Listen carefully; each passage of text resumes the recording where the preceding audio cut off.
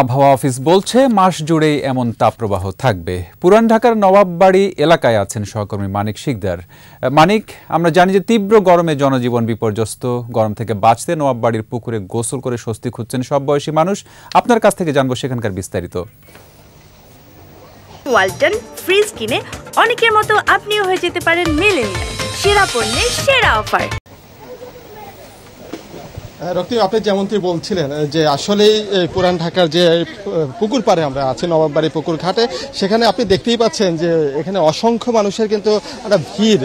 এখানে গরম থেকে স্বস্তি পেতে বেশিরভাগ তরুণ কিশোর যারা আছে তারা কিন্তু এখানে নেমেছেন পানিতে, এবং সেই সাথে মধ্যবয়সী এবং বৃদ্ধ মানুষও কিন্তু আমরা দেখতে পাচ্ছি যে এখানে গরমের স্বস্তি পাওয়ার জন্য তারা ছুটে এসেছেন। এই পুরান ঢাকার আশেপাশে এলাকার পাশাপাশি অন্যান্য এলাকা থেকেও কিন্তু তারা, এবং মূল উদ্দেশ্য যেটা হচ্ছে যে এই যে গরম থেকে কিছুটা নিবারণ পাওয়ার জন্য। আমি যদি কিছু তথ্য আপনাকে জানিয়ে রাখতে চাই যে আজকেও কিন্তু ঢাকায় মৃদু থেকে মাঝারি ধরনের একটা তাপপ্রবাহ বয়ে যাচ্ছে।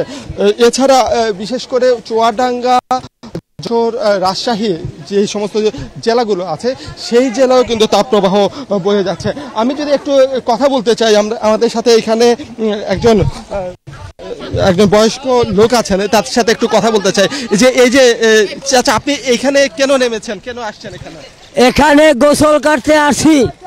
কেন এখানে গোসল করতে খুব ভালো লাগে। গরমের কারণে কি এসেছেন? হ্যাঁ, গরমের কারণে আসছি গোসল করতে। যেটা বলছিলেন যে গরমের কারণে এখানে মূলত এসেছেন, আমি যদি আপনার সাথে একটু কথা বলতে চাই, একটু যদি এই তাপপ্রবাহ বইছে রাজধানী সহ সারা দেশে, যে তাপপ্রবাহ বইছে, এই তাপপ্রবাহের ফলে কি কি সমস্যা হচ্ছে আপনাদের? এই তাপপ্রবাহের সবচেয়ে বড় যে সমস্যা সেটা হচ্ছে হিট স্ট্রোক হচ্ছে। আজকেও পত্রিকায় দেখলাম যে 7 জন মারা গেছে বিভিন্ন স্থানে।